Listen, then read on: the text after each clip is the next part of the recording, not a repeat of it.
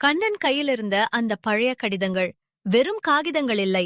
பல வருடங்களாக அப்பா எங்களை மறந்துவிட்டாரா என்ற கேள்வியோடு வாழ்ந்த ஒரு குடும்பத்தின் உண்மையை சுமந்து கொண்டிருந்தன. ஆனால் அந்த கடிதங்களை படித்த பிறகு மீனாட்சி தெரிந்து கொண்ட உண்மை அவளுடைய இதயத்தையே உடைத்தது. அவள் கணவன் அவர்களை மறக்கவில்லை. அவர்களை தேடி பல வருடங்களாக காத்திருந்தார். ஆனால் அந்த கடிதங்கள் மட்டும் ஏன் அவர்களுடைய வீட்டுக்கு வரவில்லை? அந்த கடிதங்களை யார் மறைத்தார்கள்? இந்த ரகசியத்துக்கு பதில் கிடைக்கும் நேரம் வந்துவிட்டது.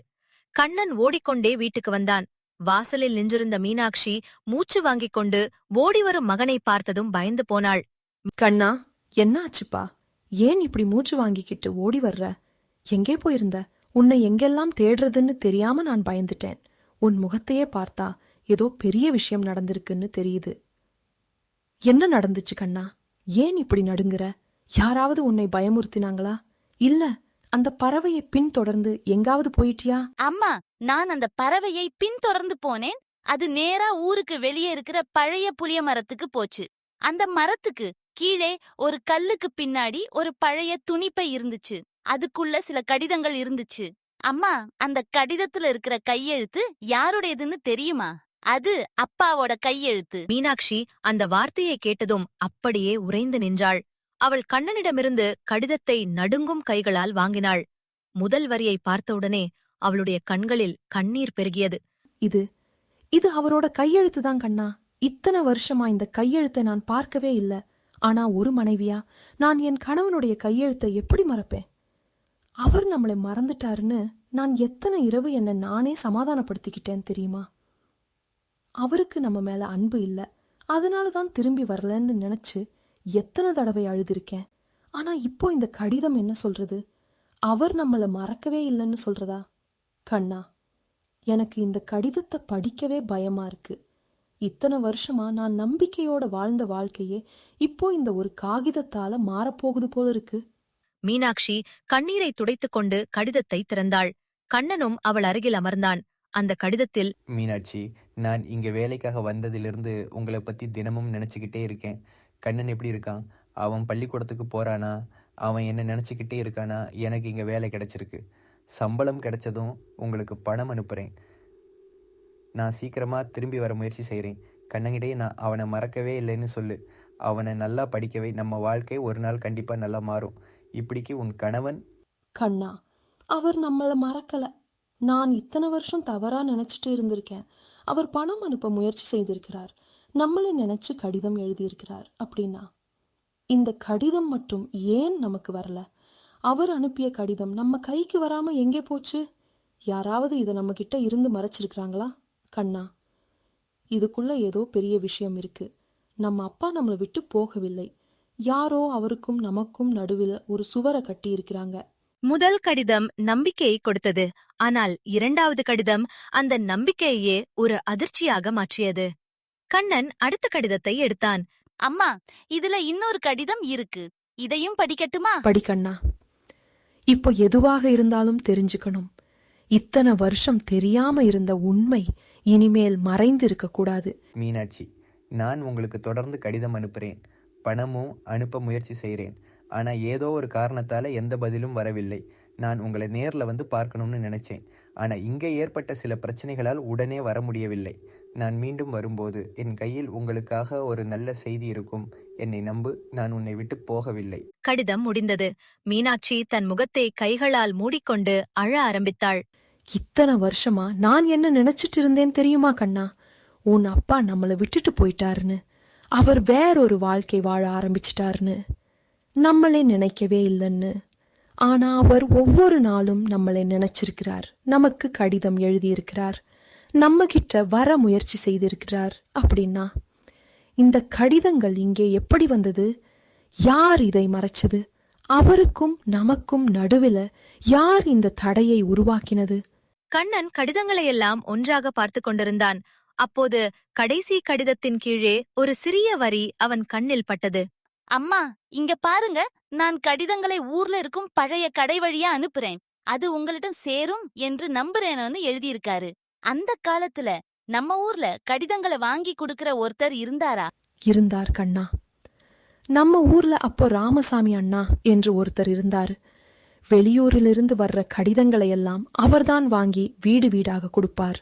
ஆனா சில வருடங்களுக்கு முன்னாடி அவர் ஊரை விட்டு வெளியூருக்கு போயிட்டாருன்னு சொன்னாங்க. கண்ணன் திடீரென்று அமைதியானான். அவனுடைய கண்களில் ஒரு கேள்வி. அம்மா, அப்பா அனுப்பின எல்லா கடிதங்களும் முதல்ல அந்த ராமசாமி அண்ணாவிடம்தான் வந்திருக்குமா? அப்படின்னா நம்ம கைக்கு வராம போன கடிதங்கள் அவர்கிட்ட இருந்திருக்குமா? அந்த நாளே கண்ணனும் மீனாட்சியும் ராமசாமியை பற்றி விசாரிக்க ஆரம்பித்தார்கள். ஊர்ல இருந்த வயதானவர்கள் அவரை பற்றி சொன்னார்கள். அவர் பல வருடங்களுக்கு முன்பு ஊரை விட்டு வெளியேறி அருகிலுள்ள நகரத்தில் வசித்து வருவதாக தெரிந்தது. கண்ணனும் மீனாட்சியும் அவரை தேடி சென்றார்கள். பல நேரம் தேடிய பிறகு ஒரு பழைய வீட்டின் வாசலில் ஒரு வயதான மனிதர் அமர்ந்திருந்தார். அண்ணா, நீங்க ராமசாமி அண்ணா தானே? நான் மீனாட்சிக்கு பல வருடங்களுக்கு முன்னாடி என் கணவர் வெளியூருக்கு வேலைக்கு போனார். அப்போ அவர் அனுப்பிய கடிதங்கள் உங்க கைக்கு வந்திருக்குமா? எங்களுக்கு ஒரு கடிதமும் கிடைக்கல. இப்போதான் அந்த கடிதங்கள்ல சில எங்களுக்கு கிடைச்சிருக்கு. அந்த கடிதங்கள் எப்படி எங்களுக்கு வராம போச்சு? உங்களுக்கு ஏதாவது தெரிஞ்சிருந்தா தயவு செய்து எங்களிடம் சொல்லுங்க. இத்தனை வருஷம் நான் ஒரு பொய்ய நம்பிக்கிட்டு வாழ்ந்திருக்கேன். இப்போ உண்மை தெரிஞ்சுக்கணும். அது எவ்வளவு கஷ்டமான உண்மையாக இருந்தாலும். ராமசாமியின் முகம் மாறியது. அவர் சில நொடிகள் அமைதியாக இருந்தார். பிறகு தலையை குனிந்தார். மீனாட்சி, என்னை மன்னிச்சிடு.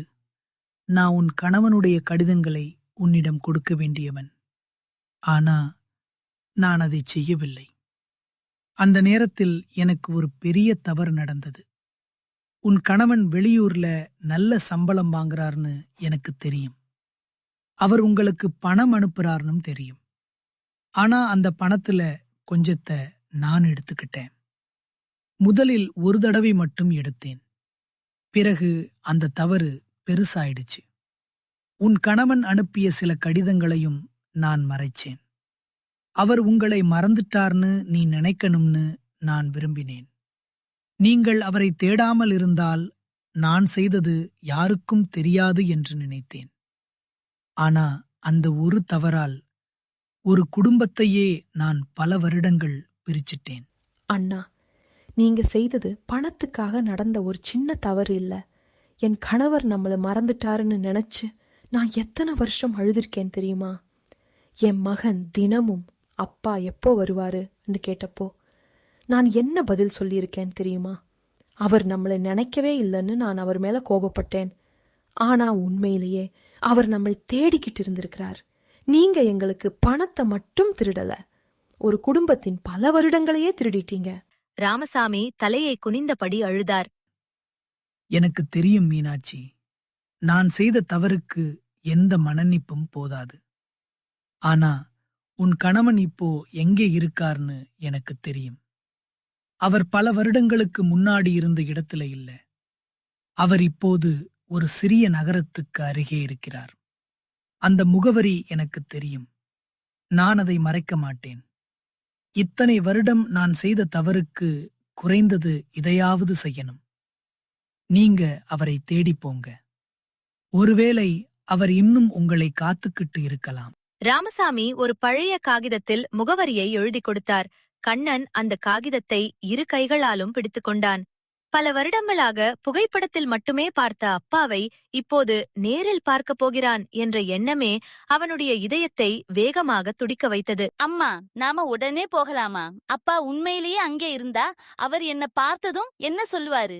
நான் அவரை அடையாளம் கண்டுபிடிப்பேனா? அவர் என்னை அடையாளம் கண்டுபிடிப்பாரா? எனக்கு அவரோட முகம் கொஞ்சம் கொஞ்சமா தான் ஞாபகம் இருக்கு. ஆனா அவர் என்ன மறக்கவே இல்லைன்னு இப்போ தெரிஞ்சிருச்சு. அம்மா, எப்படியாவது அப்பாவை நாம கண்டுபிடிக்கணும். கண்ணா, நாம போவோம். இத்தனை வருஷம் காத்திருந்தேன், இனி ஒரு நிமிஷமும் காத்திருக்க மாட்டேன். அவர் எங்கே இருந்தாலும் தேடி போவோம். அவர் நம்மளை மறக்கலன்னு இப்போ தெரிஞ்சிடுச்சு. அதுவே எனக்கு போதும். ஒரு குடும்பம் பிரிய பல வருடங்கள் ஆகலாம், ஆனா மீண்டும் ஒன்று சேர ஒரு நிமிஷம் போதும். அடுத்த நாள் காலைட்டா கண்ணனும் மீனாட்சியும் அந்த முகவரியை தேடி சென்றார்கள். நீண்ட பயணத்துக்குப் பிறகு ஒரு சிறிய வீட்டின் முன் வந்து நின்றார்கள். மீனாட்சியின் கால்கள் நடுங்கின. கண்ணன் வாசலை பார்த்துக் கொண்டிருந்தான். அப்போது வீட்டுக்குள்ளிருந்து மனிதர் வெளியே வந்தார். அவர் கண்ணனை பார்த்தார். சில நொடிகள் அவர் எதுவும் பேசவில்லை. அவருடைய கண்கள் கண்ணனால் நிரம்பின. கண்ணா, நீ என் கண்ணனா? அந்த ஒரு வார்த்தை போதும். கண்ணன் ஓடிச் சென்று அவரை கட்டிப்பிடித்தான். பல வருடங்களாக தன் மனதில் வைத்திருந்த ஏக்கத்தை அந்த ஒரு அணைப்பில் வெளிப்படுத்தினான். அப்பா, நீங்க எங்களை மறந்துட்டீங்கன்னு நான் நினைச்சேன். அம்மா தினமும் நீங்க திரும்பி வருவீங்கன்னு சொல்லுவாங்க. ஆனா நான் நம்பாம இருந்த நாட்களும் இருக்கு. இப்போதான் தெரிஞ்சுது நீங்க எங்களை மறக்கவே இல்லைன்னு, எங்களை விட்டு போகணும்னு நீங்க நினைக்கவே இல்லைன்னு. அப்பா, ஏன் இவ்வளவு நாள் வரல? கண்ணா, நான் உன்னை ஒரு நாளும் மறக்கல. நான் தினமும் உன்னை நினைச்சேன், உன் அம்மாவை நினைச்சேன். நான் அனுப்பிய கடிதங்களுக்கு பதில் வராதப்போ முதலில் நீங்க கோபமா இருக்கீங்கன்னு நினைச்சேன். பிறகு ஏதாவது பிரச்சனை நடந்திருக்குமோன்னு நினைச்சேன். நான் திரும்பி வர முயற்சி செய்தேன். ஆனா வாழ்க்கை என்னை வேறொரு பக்கம் தள்ளிச் சென்றது. ஆனா என் மனசுல நீங்க இருவரும் தினமும் இருந்தீங்க. நான் உங்களை விட்டு போகவில்லை கண்ணா. இத்தனை வருஷம் உன்னை பத்தி தவறா நினைச்சதுக்கு என்னை மன்னிச்சிடு. நீ என்னை மறந்துட்டேன்னு நினைச்சு எத்தனை இரவு அழுதிருக்கேன் தெரியுமா? ஆனா இப்ப புரியுது, நம்மளை பிரிச்சது தூரம் இல்ல, நம்மளை பிரிச்சது சில மனிதர்களோட தவறான செயல். இனி அந்த பிரிவு வேண்டாம். நம்ம மூவரும் இனிமேல் ஒன்றாகத்தான் இருக்கணும். குடும்பம் மீண்டும் ஒன்றானது. ஆனால் கண்ணனுக்கு இன்னும் ஒரு கேள்வி இருந்தது. அந்த பறவை யார்? அது எப்படி பழைய கடிதங்கள் இருந்த இடத்துக்கு அவனை அழைத்துச் சென்றது? அந்த பறவைக்கு அப்பாவுக்கும் என்ன தொடர்பு? அப்பா, எனக்கு இன்னொரு கேள்வி இருக்கு. நான் உங்களை கண்டுபிடிச்சதுக்கு காரணம் அந்த பறவை. அது தினமும் நம்ம வீட்டுக்கு வந்துச்சு. ஒவ்வொரு நாளும் ஏதாவது ஒரு பொருளை விட்டுச்சு. கடைசியில அது என்ன அந்த புளிய மரத்துக்கு கூட்டிக்கிட்டு போச்சு. அந்த பறவை உங்களுக்கு எப்படி தெரியும் அப்பா? அந்த பறவையா? நான் இந்த ஊர்ல இருந்த காலத்துல அது சின்ன பறவையா இருந்தது. தினமும் நான் அதுக்கு தானியம் வைப்பேன், தண்ணீர் வைப்பேன். அது என்னை பார்த்ததும் என்னிடம் வந்து உட்காரும். நான் வெளியூருக்கு போன பிறகும் அது அந்த புளிய மரத்தை சுற்றித்தான் இருந்திருக்கும். ஆனா அது வீட்டை எப்படி கண்டுபிடிச்சது எனக்கு தெரியாது. நான் அதுக்கு உங்களை பற்றிய எந்த விஷயமும் சொல்ல முடியாது. ஒருவேளை நான் கொடுத்த அன்பை அது மறக்காமல் இருந்திருக்கலாம். அடுத்த நாள் காலை கண்ணன் வீட்டின் வாசலில் காத்திருந்தான். அந்த பறவை வரும் என்று எதிர்பார்த்தான். ஆனால் அது வரவில்லை. மறுநாளும் வரவில்லை. மூன்றாவது நாளும் வரவில்லை. கண்ணன் தினமும் வாசலை பார்த்துக் கொண்டே இருந்தான். அவனுடைய மனதில் ஒரு எண்ணம் தோன்றியது. அது நம்மை அப்பாவிட சேர்க்கத்தான் இத்தனை நாள் வந்திருக்குமா? அதனாலதான் அது தினமும் ஒரு பொருளை விட்டுட்டு போச்சா? அதோட வேலை முடிஞ்சிருச்சா? சில நாட்களுக்குப் பிறகு கண்ணன் மீண்டும் அந்த பழைய புளியமரத்துக்குச் சென்றான். அவன் அந்த மரத்தின் கீழே அமைதியாக நின்று கொண்டிருந்தான். அப்போது அவனுடைய காலடியில் ஒரு சிறிய காகிதம் கிடந்தது. கண்ணன் அந்த காகிதத்தை எடுத்தான். அதிலிருந்த கையெழுத்தை பார்த்தவுடனே அவனுக்கு புரிந்தது. அது அவனுடைய அப்பாவின் கையெழுத்து. அப்பாவோட கையெழுத்து. ஆனா இந்த காகிதம் இங்கே எப்படி வந்தது? இதுல என்ன எழுதியிருக்காரு? அந்த காகிதத்தில் ஒரே ஒரு வரி மட்டும் இருந்தது. அன்பு உண்மையாக இருந்தால் அது எத்தனை வருடங்கள் கடந்தாலும் தன் வழியை தேடி வந்து சேரும். கண்ணன் அந்த காகிதத்தை தன் மார்போடு அணைத்துக் கொண்டான். அவன் மேலே பார்த்தான். அந்த புளிய மரத்தின் கிளையில் அந்த கருப்பு நிற பறவை ஒரு நொடிக்கு வந்து அமர்ந்திருந்தது. நீதானா? எங்களை அப்பாவிட சேர்த்தது நீதானா? நீ யாருன்னு எனக்கு தெரியாது, எங்கிருந்து வந்தேனும் தெரியாது. ஆனா நான் உன்னை ஒருபோதும் மறக்க மாட்டேன். என் அப்பாவை நான் மீண்டும் பார்க்க காரணம் நீதான். கண்ணன் அந்த பறவையை பார்த்துக் கொண்டிருந்தான். அந்த பறவை மெதுவாக சிறகை விரித்தது. ஒரு முறை கண்ணனை சுற்றி பறந்தது. பிறகு வானத்தை நோக்கி பறந்து சென்றது. அதன் பிறகு அந்த பறவை கண்ணன் வீட்டுக்கு ஒருபோதும் திரும்பி வரவில்லை. அந்த நாளிலிருந்து கண்ணன் தினமும் தன் வீட்டின் வாசலில் ஒரு சிறிய பாத்திரத்தில் தண்ணீரும் கொஞ்சம் தானியமும் வைத்து வந்தான். அந்த பறவை மீண்டும் வருமா என்று காத்திருக்கவில்லை.